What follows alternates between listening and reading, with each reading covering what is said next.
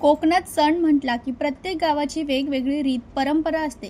त्याचप्रमाणे आज गिरोबा उत्सव असल्याने सांगेली गाव किंवा पंचक्रोशीतील घरोघरी तांदळाच्या शेवाळ्या आणि नारळाचा रस घरी आलेल्या पाहुण्यांना दिला जातो.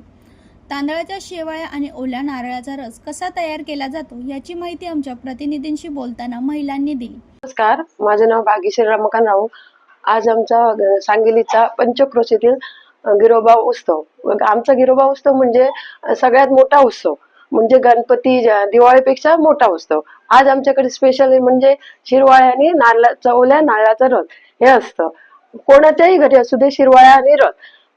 बाकी भात भाजी वगैरे असं हे ना, स्पेशल असा शिरवाळा आणि रस. आणि पाहुणे कोणीही असू दे, स्वतःचे असू दे किंवा इतर कोणाचे पाहुणे असू दे, मोठे कोण पण असू दे, मंत्री असो किंवा कोणी असो, आज आलं की त्यांना स्पेशल म्हणजे शिरवाळा आणि रस हेच आम्ही खायला देतो. शिरवाळ्याची आज मी पद्धत सांगते तुम्हाला. सर्वप्रथम आम्ही मोठ्या पातेल्यात पाणी तापत ठेवतो. ते पाणी एकदम उकळलं पाणी की मग ते पिठात हे करून पीठ व्यवस्थित भागवून घेऊन त्याचे गोळे करतो. मग गोळे केल्यावर उकळत्या पाण्यात गोळे टाकून नंतर एक एक गोळा काढून शेवग्याच्या भांड्यात घालून शिरवाळे गाळतात. आणि शिरवाळे गाळताना एक दोन माणसं नाही, तिघं तरी लागतात.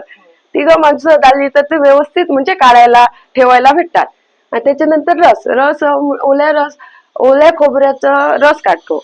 ओल्या नारळाचा खोबरं ते मिक्सरला लावून त्याच्यात वेलची, थोडस जायफळ, जिरं, हळद, पूड टाकून मिक्स करून बारीक मिक्सरला लावून ते खोबरं सगळं आम्ही गाळून घेतो. आणि गरम पाणी घालून गाळून घेऊन अशा पद्धतीत आम्ही रस बनवतो. नंतर कोण पाहुणे आले की म्हणजे तो रस आणि शिरवाळे त्यांना खायला देतो.